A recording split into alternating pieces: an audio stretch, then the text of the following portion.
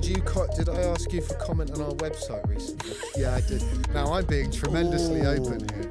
I can't remember what I said. You said it was bullshit. You said it was really boring bullshit.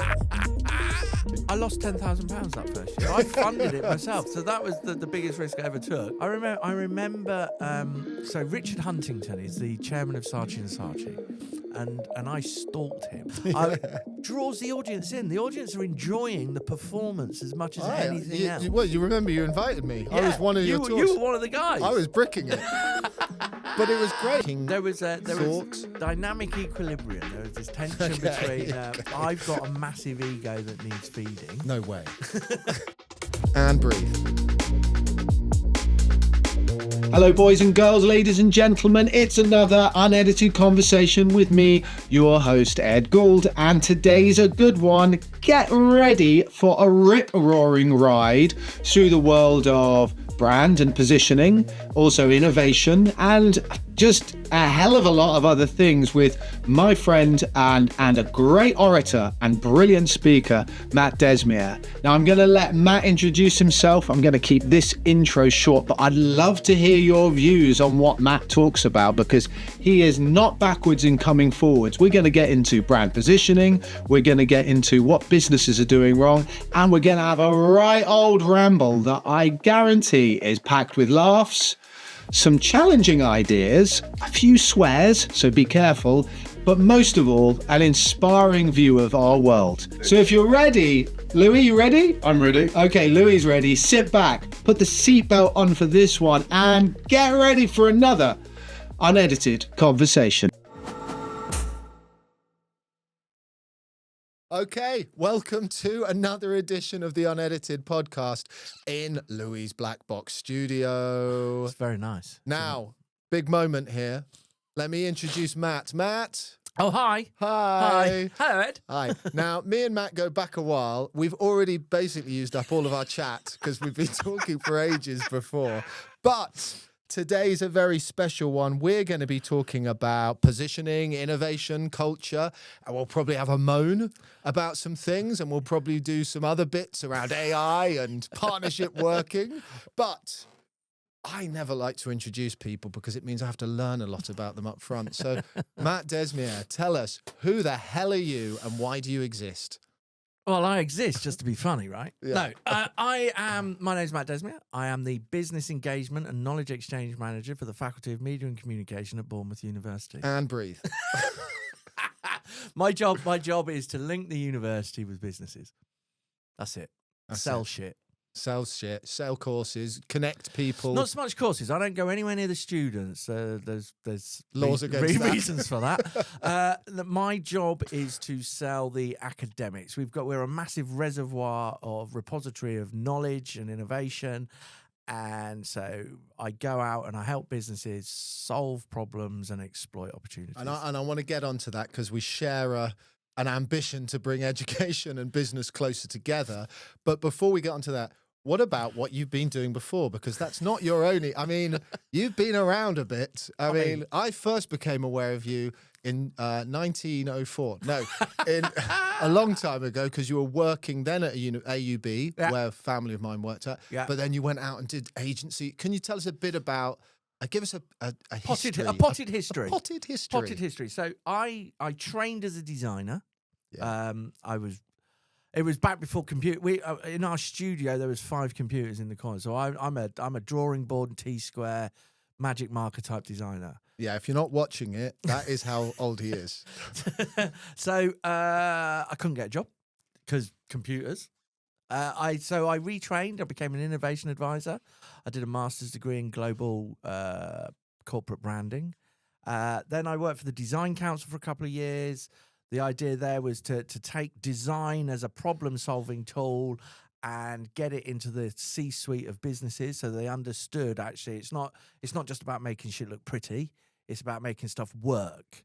It's about solving problems. It's about how do we reach a customer? How do we engage with the customer? How do we understand what they want and design the products and services that they need? From there, I then went to Arts University Bournemouth, where I was head of enterprise. I ran their business incubator for nearly 6 years. We launched 75 businesses in that time with a 95% survival rate. He's got those stats, guys. We were He's got the we were stats the ready. most successful business incubator connected to a university in the south of England.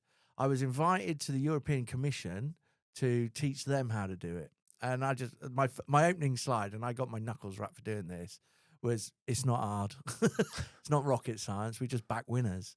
And so I had a process put in place where we validated all and qualified all the businesses coming in, and then we threw everything in the kitchen sink at them.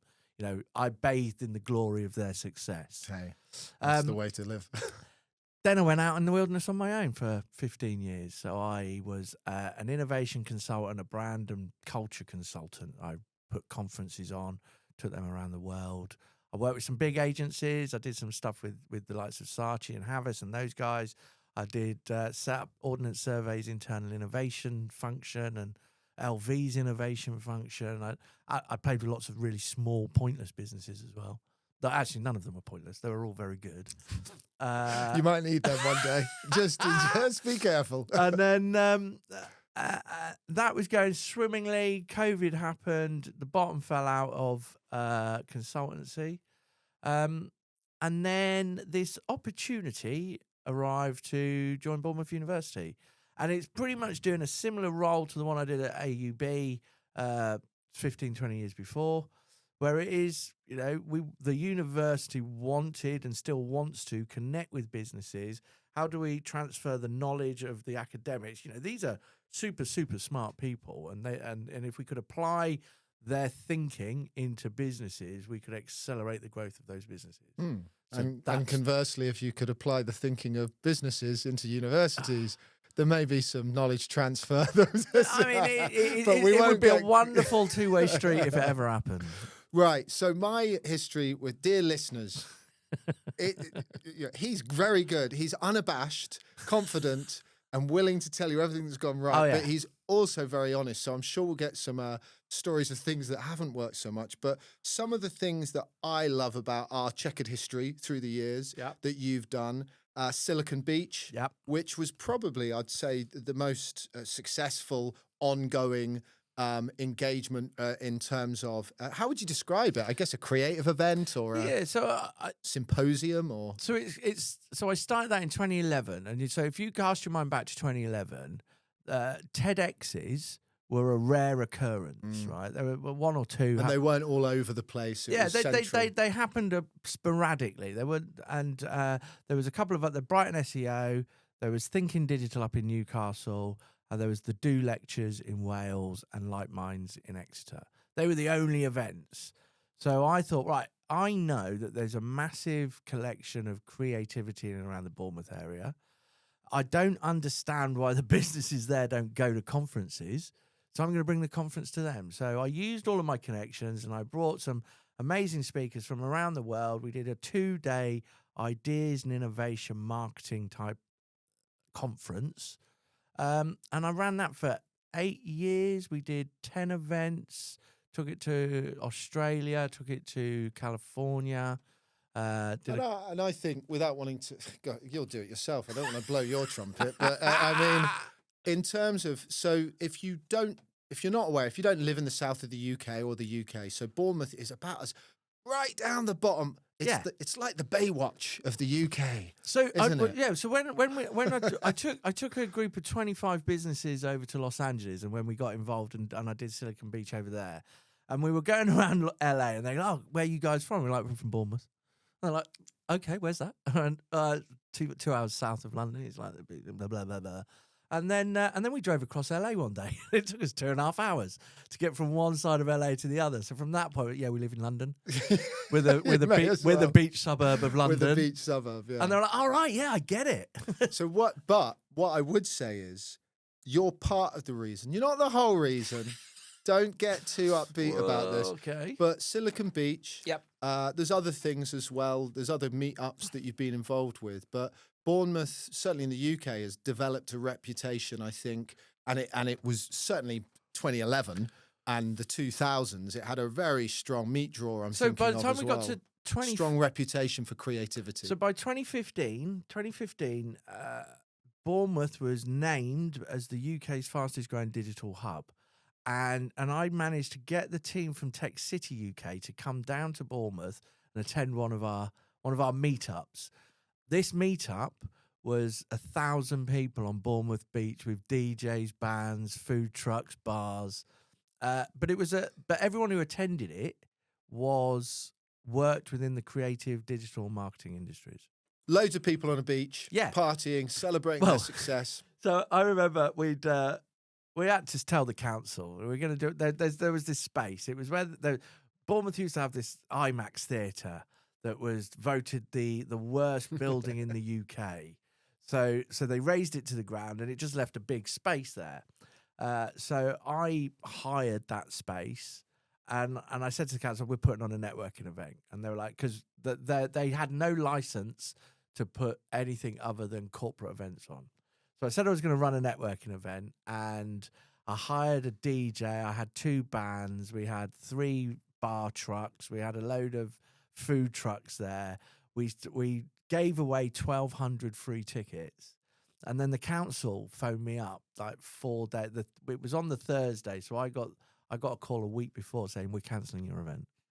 Doesn't sound like the council. And they just went, you've organised a party. You told us you're organising a networking event. I was like, it is a networking event. So myself, Andy Brown, Toby Pestridge, and a couple of others, we spent the weekend cross-referencing every single ticket with their LinkedIn profile, with their job title and the company that they work for. And we sent that back to the council and went, this is a networking event, but if you still want to cancel it, you can tell them. I'm not going to tell anyone it's cancelled. You can stand on the door and turn them away yourself. So they were like, oh, no, we won't do that then. So 1,000 people turned up and the council like, that's the best event we've ever put on. So lesson 1, people, ask for forgiveness, not permission. Yeah. That's the first thing. So that's one of my favorites. The other favorites that we talked about earlier is open source. Yeah. Really simple idea. And we'll get onto the rest of it later, but I just want to frame the sort of style, your style for engagement. And I think lots of businesses that are sitting doing boring coffee mornings and come and meet the professional could take a real lesson from this. The way you've just framed it then is that is exactly what we wanted the antithesis to, right? So Bournemouth, again, for people not from the area, it's a coastal town, south coast of the UK. It's got a population of about 500,000 people. It's got a chamber of commerce, all of those things. But you would go to a networking event and you'll see the same grey-faced man in a grey suit with stale canapes in front of him, having the same boring small talk. And we're like, there's more people than this here. So myself and a couple of others, Giles Vincent and George Beverley, said we want to create a networking event for people like us.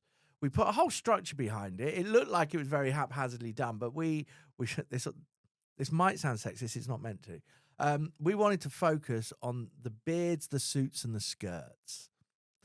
We knew, right, that creative people, they were the beards, aren't going to go to the same event as the suits.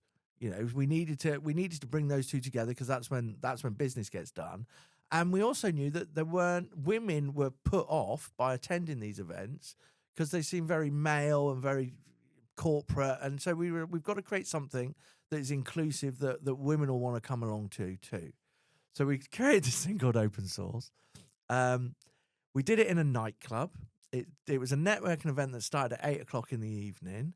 We had a guest host.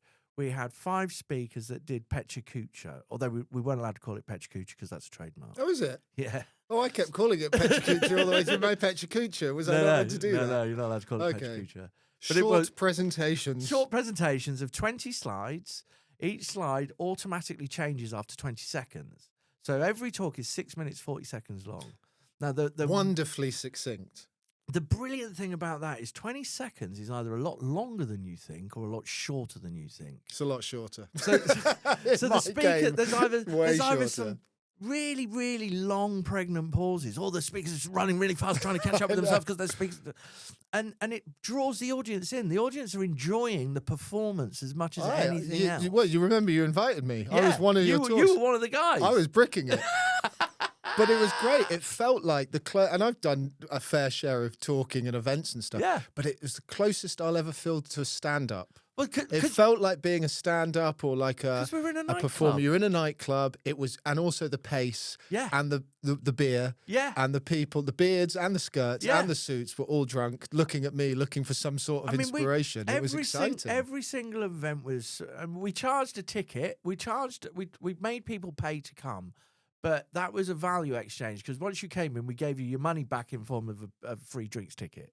It was just so that we knew we had a capacity in the venue. But you know my favourite part of your event. So do you want to tell it? Why would I meet someone new? So it was called Open Source, and so everyone had a name badge, and we had 57 different varieties of sauce. So every name badge had a different sauce on it, and you had to go around the room and. I think I was mayonnaise. And I was looking for the other mayonnaise for ages. You had to go around the room and start talking to people and trying to find your partner. And then you handed that in to someone who was one of us organisers. And at the end, we'd draw it out and you both won a meal ticket to go and take your partner out for dinner somewhere. So, and there were prizes. We gave away iPods, we gave away GoPros and all kinds of stuff. The first one we did, it was 250 people came along. I fell out of that nightclub at 2:00 in the morning from a networking event that I'd organised. I think we ended up in a takeaway. I can't remember. I'm pretty sure. But the reason I loved it isn't just because of that. It takes I know we share a view about LinkedIn messaging. I don't write often. I wrote a bloody post about that. And I said, I think this might be the best thing I've been to because it didn't just make the speakers feel important. It made everyone in the room feel valid and important. And I think that's lesson 2 for today. that was the thing that we were really keen. We didn't want people at a networking event standing around the edges, feeling uncomfortable. It was like, how do we draw people in? So we needed to give them something to focus on. So we did these talks, and the worst thing about networking events is you've got to start a conversation. You need some small talk. So we'll put some short talks up on the stage, and they'll be provocative. Yours was the mine data was, one. No, mine was ideas are poo. The fact that if you want to have more ideas, you have to think about it. Like, I'm glad you remember it. It was the idea that it's a physical process, right, rather than some mythical search for creativity. But so then the people in the audience, it's available online. The people in the audience could then go and that would be the point that they start talking. We had one guy, the late Andy Swan, bless him, he died a couple of years ago. He got someone to create him a backing track. And he rapped 6 minutes 40 seconds. He did an entire talk as a rap. This guy was not a rapper. No, he wasn't. He definitely wasn't. And it was. So we just wanted to inject a bit of, business doesn't need to be boring. In fact, it happens better when you've built a rapport with someone, when there's that level of trust and connection. And even if you're not there drinking and getting smashed. There is something for everyone. And we produced a magazine, so everyone who came along left with a magazine. So there was something there sat on their desk at work that would remind them about what they saw at the event. Then it would create that fear of, there's only limited tickets that come into the next one. So I think we did 6 or 7 of those. And what we'll get onto later is these sorts of things need the support of lots of people. Yeah. And if we think about, we both share a tendency to get involved in things that we shouldn't really get involved with. And then because no one else puts their hand up before you know you own it, and then suddenly you're financing everything. Well, none of these things were ever done to make money. Well, it's a bit of luck. Which is my downfall. So you nailed it. Congratulations. But objective achieved. Something like Silicon Beach, it was reliant on that sponsor set, and once it goes, and whether that's authorities or commercial businesses, it's really hard to keep them going. But I just wanted to say to you publicly, I think it's a great loss because I think that was something that was genuinely good.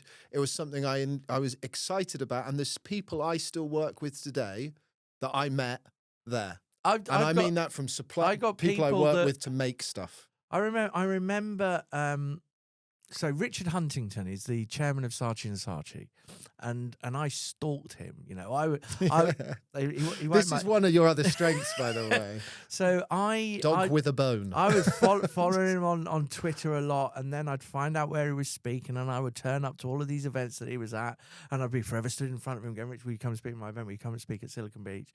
And can I have your email address?" And I'd email him, and it took me about, I don't know, three years or something to wear him down. And I wore him down, and he came to do a talk at Silicon Beach. And just before he went on, he pulled me to one side, and he said, "I speak for a living. This going out on stage is what I do for a living. I think I've worked harder on this talk than I have done in years.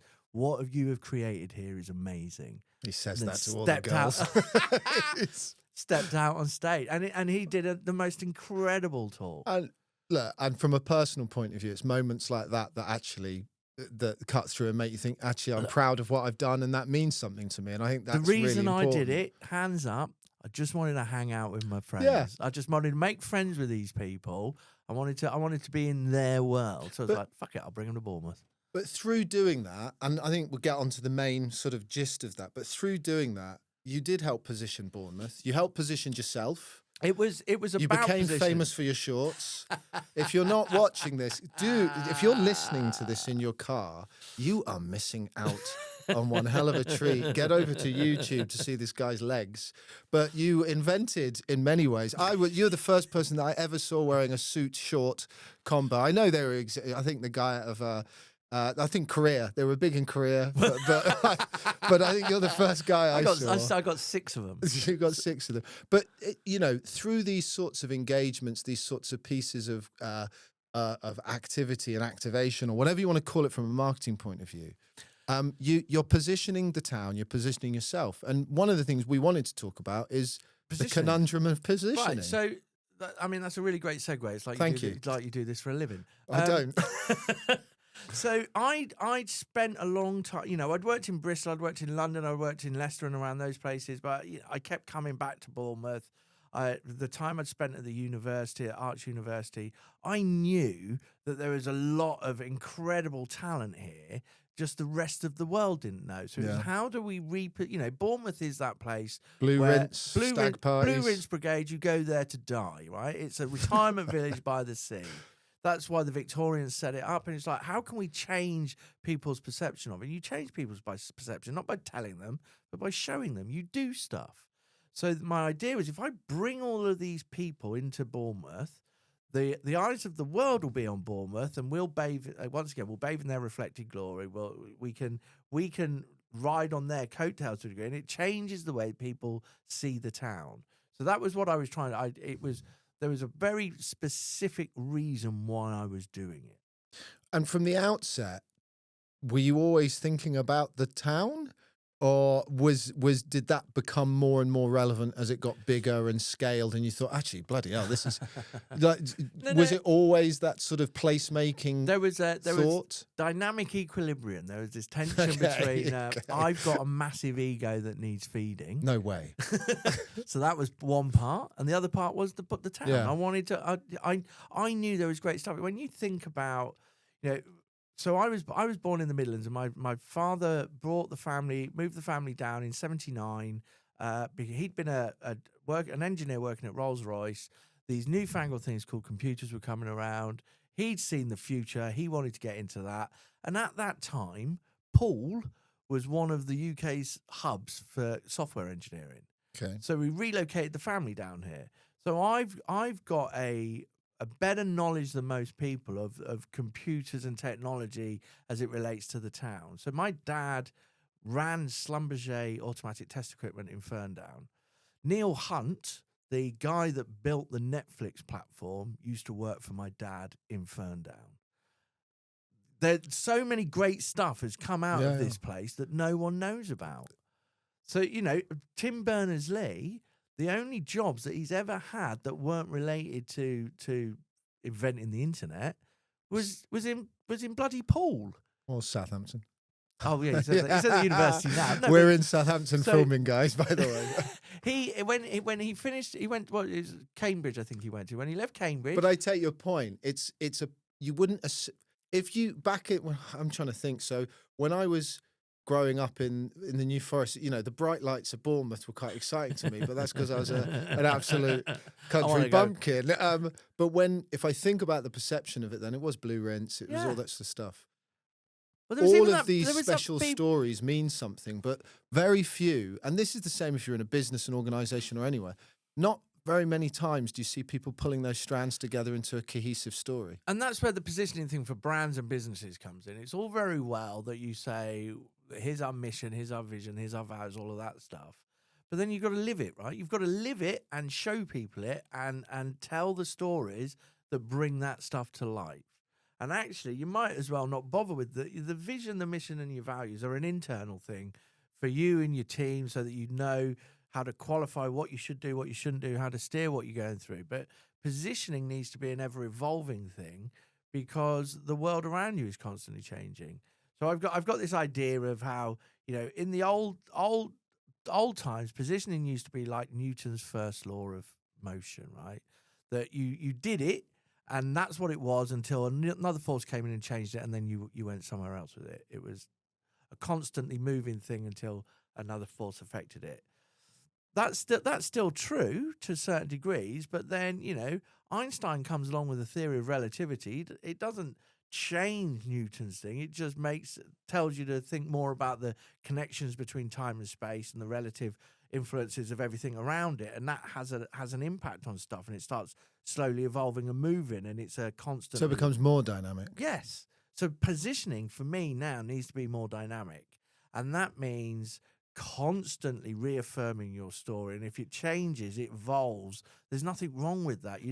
So I trained as a designer, and I've worked a lot in brand stuff, and this idea of I know I'm sat in a design agency, but integrated marketing, actually. Yeah, right. So but you're talking to a creative director that does a lot of brands, so I'm fascinated in this. It's that brand pack. Here's the logo guidelines. Here's here's the space. You can only have this much space, and you can only apply this to that and this. I was like, nah, bollocks to that. You cannot make people's. You can't engineer people's perceptions of your stuff, and where your logo sits in relation to others. Whilst it will look better if it's done right, it's not going to kill your brand if it's slightly the wrong color or whatever. I see it as there's two tensions there, or there's two things that you're trying to blend: the efficiency of a visual framework. Yeah. How instantly can I connect a brand, therefore creating equity for the shareholders, to something meaningful? And the something meaningful bit is what they ask about last. And you go, okay, now we need to get onto the something meaningful bit. Which should be the starting point. It should be the start point. If you think about, I mean, there's a couple of examples I talk to, the obvious ones like Patagonia, which is so driven through in the first instance from that, but has that evolved enough on its journey? But there's an interesting one. And even something like, I saw this great piece of work, which I would say straddles that balance. It was by Airbnb, unbelievably, which they take a lot of flack for ruining communities and, you know, destroying. But their branding's really good. No, and their positioning in that, they just did, it's just, because you can have singular pieces of work that can do a lot for this. Yeah. Yes, everyone's looking for purpose. They're looking for belief, but don't underestimate the power of a great idea at the right time. But they did a nice piece around position, you know, telling the stories of the hosts in these weird and wonderful places. And they were genuinely funny, interesting stories. Yeah. And the logo piece was tight. It was you didn't even know. You don't need you don't need the logo. If you're telling the story and it's clear enough and it aligns with your business and it's been done consistently and continuously, you don't need the logo. People will automatically know that's what you are. What do you think when you see, because I guess as someone that's engaging with a lot of corporates, they're all coming to try and strengthen. Sometimes they're doing it because they go, oh, it look good for our positioning if we're engaging with. What do you see the big challenges are? What are they getting wrong when they're thinking, not with the engagement with you, but when you think more with your brand experience? What are what are people cocking up in positioning? Well, it's right. So I hate the word, but it's the best one. The storytelling, right? It's what is it you want people to think about you? Yeah. What the brand exists in your audience's mind. It's not yours. You don't own it. You're a steward of it, and you can steer it. So, what do you want them to think about you? And then, well, we want them to think we're the number one, and with this, with that. So, okay. What have you got to prove that? How do you That's prove my that? least favourite thing when they go with the premier or with like, but you're with not. the number. It's like But you're you're not. saying that, Yeah. but other people are going, "Oh, they're all right." Yeah. Yeah. And is it better just to be, "Oh, we're all right then"? So how Well, do we so build we're all right then? So proposition? I spent a lot of time doing positioning for agencies. Interesting. I might need your help. So that was my bread and butter for a long time. Designing positionings for agencies. To help them work out what they are. And you'd go in and I spent so long trawling through the internet to find we are an award-winning full-service digital agency. I was like, well, hold on, let's qualify that. Did I ask you for comment on our website recently? Yeah, I did. So, dear listener, let's now I'm being tremendously open here. I can't remember what I said. You said it was bullshit. Yeah, you said it was really boring bullshit, Yeah. and you're saying all the tropes that get done. Because in the agency world, you're so busy doing everyone else's work, and then you turn around one day and you go, "Fucking hell, that's not." And you were very honest. And Can so I were just other qualify people. that? I did ask you if you wanted me to Well, be of course honest. I do. I wouldn't bring you in here.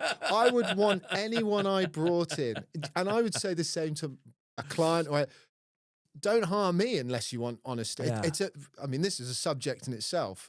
Why ask an opinion and then wag the dog's tail for them? I want the opinion. So I've got to the point now where I say, do you want my, if someone says, can I get your advice? I will turn around and say, do you want my advice or do you want my opinion? Because if you ask my advice and you don't take it, I'm never speaking to you again. It's so sensitive.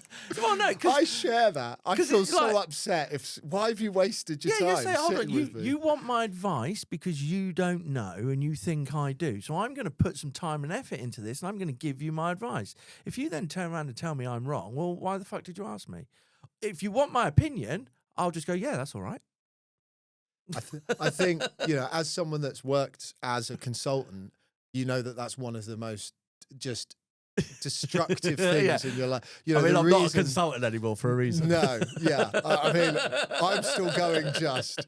But I think if you're a marketing leader out there in brand, in agency, and in brand, in a business, and you've never been in agency, just talk to some people in agencies that that you're friends with, and just dig a little deeper to understand how much it hurts them when you're asking an opinion. They've spent ages developing their practice, and it's oversensitive, but if you want to get the best from people, I think what you've just said is come in right. and say, "Oh, that's really good. Can you just make it a bit bigger?" Well, we know that old trope. That's so. I did some work for a business. They got me in because they were like, "We don't have a marketing plan," so I helped them develop a marketing strategy. And then we started to implement it, and they were I won't say the name because I'm still in touch with them, but they had a high quality product, and they wanted to sell it to high quality people, right? Wealthy individuals are going to buy this. So I came up with this whole plan and a campaign, and the starting point was this brochure. We needed something. We were going physical. We wanted something tangible. Designed this beautiful brochure. Went out and got the cost for the print, and we'd got this guy. The paper was just incredible. Yeah, it smelled. Smell the paper. Took it into the That's the designer CEO, and he talking. was just like, I like It's a bit expensive, isn't it? Can we not have this one? And he handed me this thing like tissue paper. I was like, no. I think you hit upon I quit. Well, I got asked. Just the other thing, I've got to be careful here as well. But this is unedited, so warts and all. Times are tight at the moment, but I was asked by a multi-billion-pound company. Their conundrum was, we're running an initiative. I'm going to be quite vague. We're running this initiative where we need to get people to this major event. Yeah, and it is the center of our sale. This is where we sell. It's a customer event, and no one's going. So can we get some people there? So I said, yeah, we're gonna have a look. We scoped something out, and I scoped something out, and it's about 10K's worth of work. And they came back and went, there's no way we can spend 10K on that work. I went, but you want a system to get 500 people there. They're spending £1.5 grand each, and that's not even the reason that they're there. The sales benefit is multi-million pounds worth of sales. There is a real disconnect between the effort it takes people to make quality outcomes and the expectation. That's in part being driven by the economy, but also things, the problem with AI. Well, I was just about to drop that in, right? So were we going to stay clear of AI? I don't know, but this. It's my pet hate, and also my biggest conundrum as in equal measure. It's right now we're being sold the emperor's new clothes, so it does some good stuff, right? Mm-hmm. I think if we were capturing this on Otter and we could turn it into, we'd capture all the notes of it, we'd chuck it into ChatGPT, and we'd get a really nice succinct précis of it. How do you think we make the show notes? Yeah. and that's quite useful. But actually, the efficiencies of stuff, if you don't then apply those efficiencies to something else, then what are you achieving? You're just filling up the bank balance of someone who owns this. It's just another tool. You've got to use it as a collaboration technique. That's where I am, and I think I think wonderful tools, great tools, Yeah. but it shouldn't completely devalue human effort overnight, and that's what it feels like it's doing in some conversations. And I think we're going to go full circle, and you can start seeing it now that the ideas are coming back to the fore. That actually, it's so far because Zuckerberg's just come out today with some quote on how Facebook, they've built a platform now where you could just plug your bank balance in and say this, and they will create the advert for you. They will create all your marketing collateral. They will pump it. They will do it all. You don't have to lift a finger anymore. And you're just like, okay, but where's the differentiation going to come from? Where's the nuance? Where's the emotion? How the thing, and this comes back to that constantly evolving positioning thing. People are driven by the weirdest shit. And then we make decisions based on bizarre choices that come from our gut.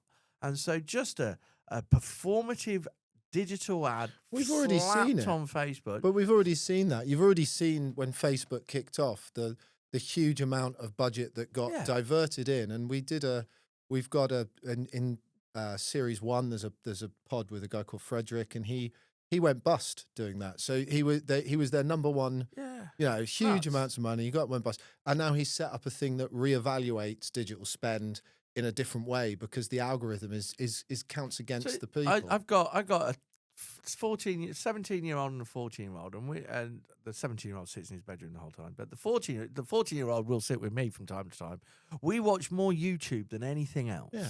That's we've looked at it across the house, and my wife and the kids, we've all added up that we watch YouTube more than anything else. I couldn't tell you a single one of those adverts that I'm skipping through though. None of them resonate with me. One of the things, apart from the Paddy Power ones, because I just can't get them off the sodding screen. That's because they know who you are.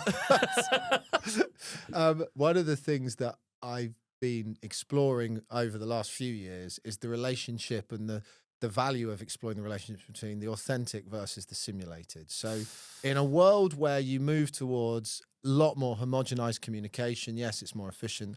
The reason why I was excited to talk to you today, and the reason we led with those engagements events, is because they're human, real, authentic experiences.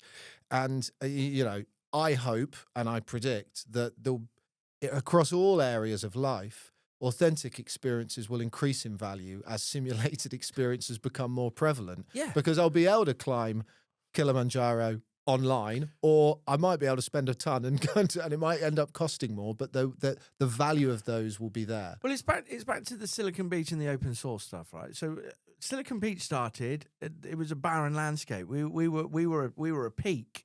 By the time we got to 2018, when I finished it, there was a TEDx event every week somewhere around the country. People were ripping off launching their own conferences left, right, and centre, and I was just one more in a constant noise. And either I changed it up completely and tried to differentiate it, or I just stopped doing it. The same with open source. We did that so that we did stand out, so that we could create an event that people would want to engage with, not look, spoon feeding them. It's something. funny, isn't it? Before you know it, you become part of the furniture. Yeah. With VentureFest South, which is, for those that don't know, it's an innovation network that I got involved with running, and there's a big event, there's rumbles through the year. At first, you're completely different. Yeah. Then people start replicating and start saying, oh, no, but it looks very familiar. And then if you're not careful, you get into a situation where you're the norm and people don't give it enough value. And that's why you get into a situation where you did, where you had to say, well, there's not enough people funding this. Yeah. And to be honest, I hope VentureFest South goes on for many, many years, but there's a similar thing happening there, is how do we keep positioning? How the Madonna complex, we call it. How do you reinvent yourself every 5 years before you get pulled off a stage backwards by your cape? And It's not an ideal situation. So you've got to keep changing all the time to be relevant all the time. And a big part of that, and the reason I think that some of our corporate friends struggle, is there's so much distance and complexity between the actual value of the product and the customer now. We put so many, okay, we're going to have brand, we're going to have performance in there, we're going to have, and there's this direct line that should be between what we're making and who it's for. Yeah. And the wider you stretch that, I think the harder it is to get that positioning right. Because you just get bogged down and in it your own becomes bullshit. formulaic, right? It becomes formulaic. I've seen. Look, we know if we get people in the room, we're done. It's like, no, I'm told that regularly. I just need people in the room and their email address. But why? What? We're so good at sales. If you give me 10 people in the room, that's it. Here's 10 people. Yeah, I haven't finished. Can you give me another 10 people in the room? I remember years ago when I was working for the design council, I went in to see this small engineering company in Somerset. They made the most amazing widgets. They were a super high end niche widgets. So their pool of potential customers was relatively small. It was a global thing. And they were there going, we need some marketing collateral. This is pre-digital age, so we were talking about brochures. And I'm talking to them, and I was like, so, okay, what is it you're trying to achieve? Let's not go straight into a brochure. What is it you're trying to achieve? Widgets. No, we need some Just want to sell widgets. We need some more clients. We need some more clients. I was like, okay, so where are these clients coming from? We went through the whole process. Turns out they could only actually manage another 4 clients. That's all they wanted was 4 clients from a pool of about 80 companies. So I was like, well, so why are you printing 5,000 brochures? Why don't we? I know. Let's just write a letter to those 80 companies, and then we'll follow it up with a phone call and ask for a meeting. And that's what we did. Did you charge him for the cost of the brochure? No, this was free. This was design. They asked advice. This was free support. Yeah. But it was going back to what is it you want to achieve, and how does that meet the needs of the people that you're trying to engage with? I mean, I think we're on lesson 3, 4, or 5 at the moment. But I think I totally agree that you sort of approach these challenges, especially when the pressure's on. People tend to go back to form and go, we've always done this. Yeah. So if we do this, you never get fired for buying IBM. That's all those sort of. But actually, and the time of recording, I wouldn't say the economy's completely screwed, but it's an odd place. America's doing some strange things. There's not as much money around as there used to be.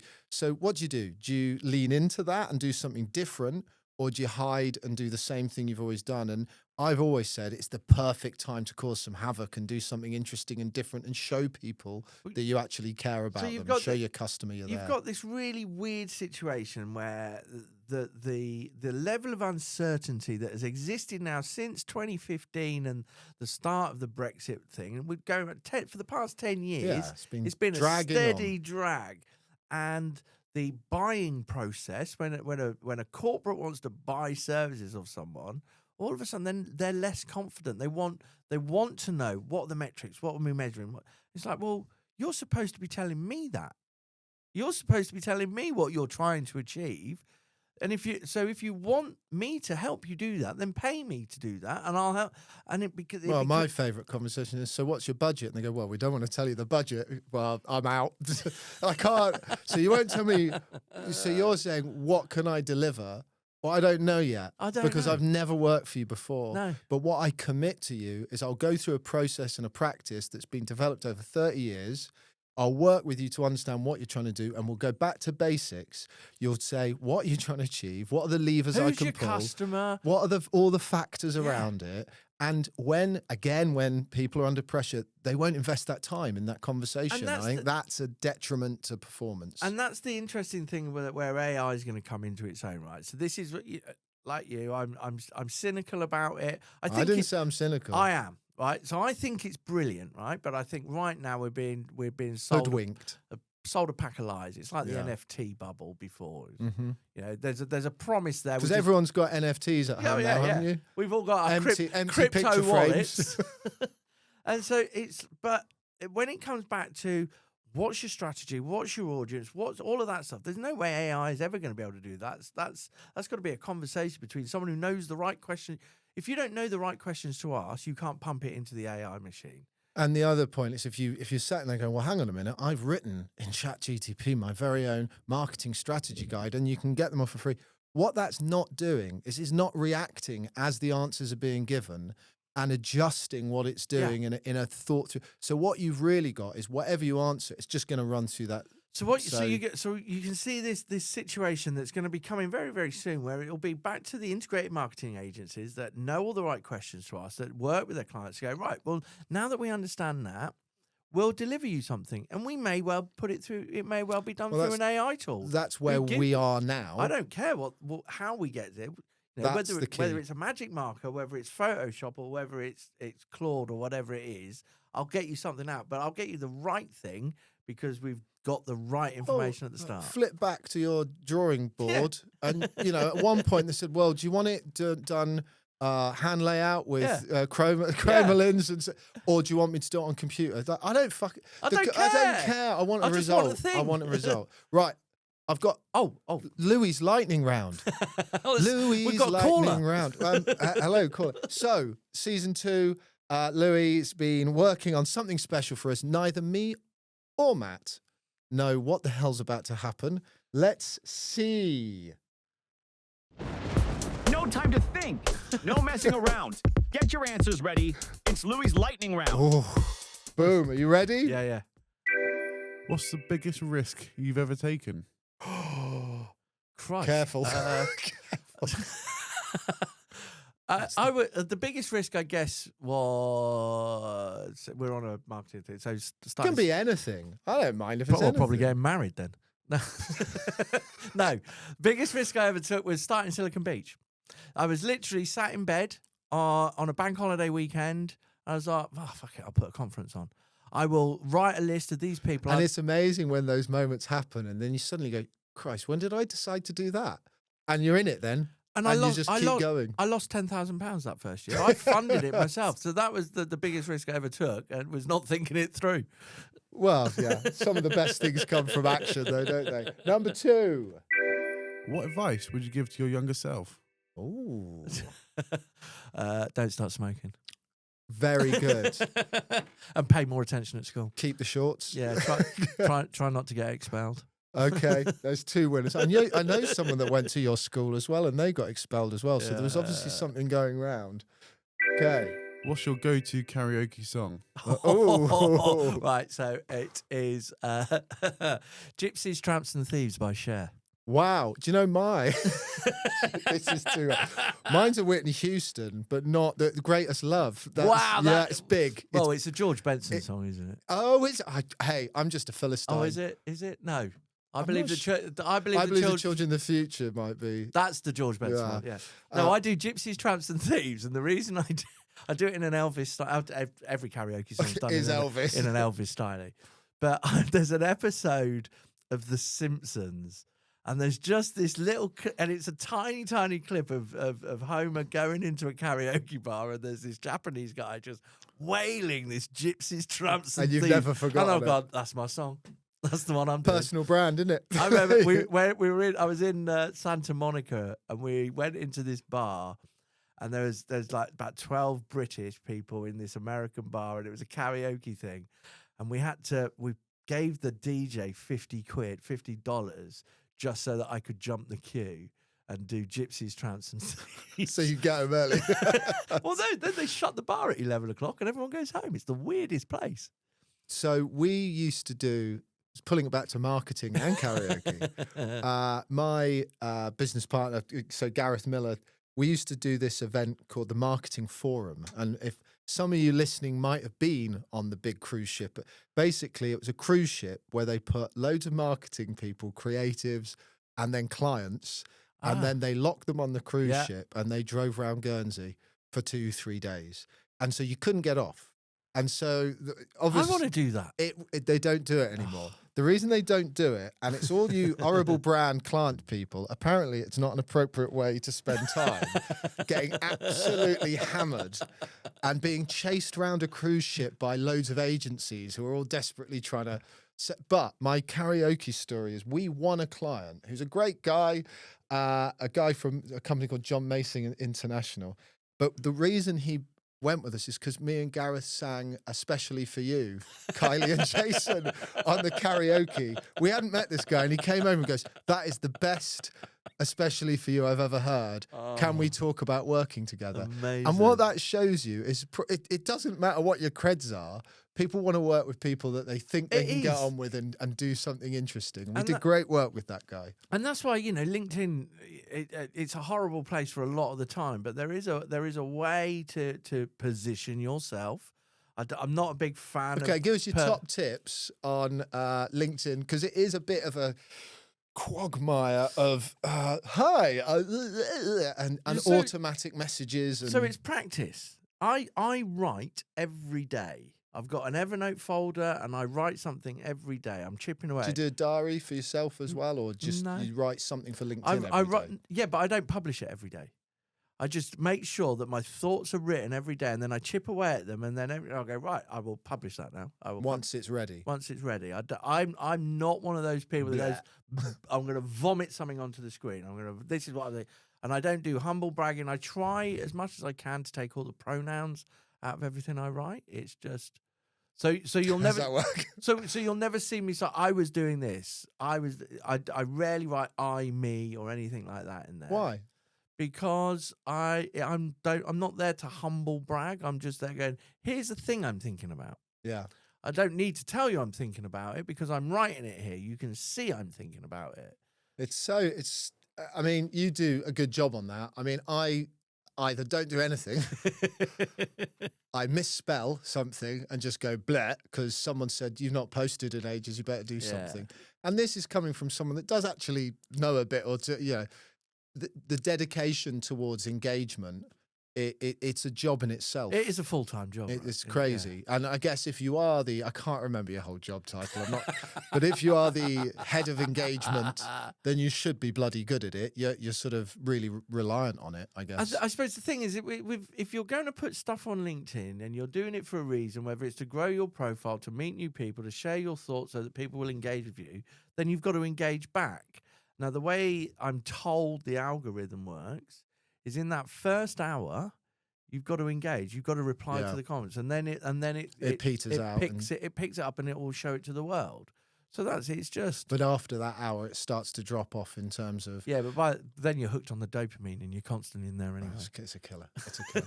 Okay, we've talked about personal brand. We've talked about place. We've talked about the value of physical engagement and bringing people together in interesting ways. Yeah. How are you seeing the next sort of few years? Or maybe that's too far. Maybe let's go the next 6 months, the next year or so. But what are you excited about getting into next? And where are we going next to round off on? So I'm really excited. Okay, I've got to be careful how I couch it. So obviously the economy is in a dire place, right? But as you've just said, you've got to lean into that, right? That if you as a business are going to get through this, you've got to be a little less risk averse. You've got to be prepared to try stuff out, and maybe it is small experiments that grow into bigger experiments, but you've got to have a plan behind it. And I think that you will find that the more adventurous, more switched on brands and businesses will start saying, we've plateaued for so long, we've been not making decisions for so long, now's the time to lean into this. So with my university hat on, what we're doing is we are stepping out. The university is becoming less risk averse. We're going out into the business world, and we're going and saying, we've got this thing here that you could use. We've got to work it. It's got to be a mutually beneficial relationship. So I think we're going to see a lot more of those. It'll be less service provider and more, collaborator. And you guys are involved in KTPs, which are knowledge transfer partnerships. 50 years this year. Yeah, and these are, it's something that I got involved with from a commercial point of view, but these are partnerships between a knowledge base like a university, a business that could be not even a massive, you don't need to be a massive business, but you need to be trying to do something different and interesting. Absorbative capacity. Oh, wow. Oh, that's so that just makes capacity. So KTPs are the UK's longest running, most successful They're brilliant. business support program. 50 years old. There's £50 million is put into these every year. And what they do is they help businesses solve problems and exploit opportunities using the expertise of a knowledge base, an individual postgraduate PhD level student or person works full-time in the business, paid for by the university, and then the business pays a third of that back. So they generate 8 times the return on investment. I think now more than ever, if you're a business that's stretched, you want to do something different, but you're thinking, I'm doing my best just doing what we're doing.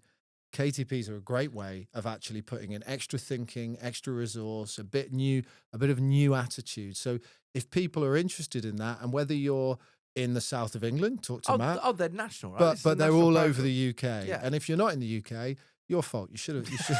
I can't help you. There's 800 of these happening at any one time of the year. Yeah, they're brilliant. They're brilliant. So more of that then, hopefully. Yeah, more.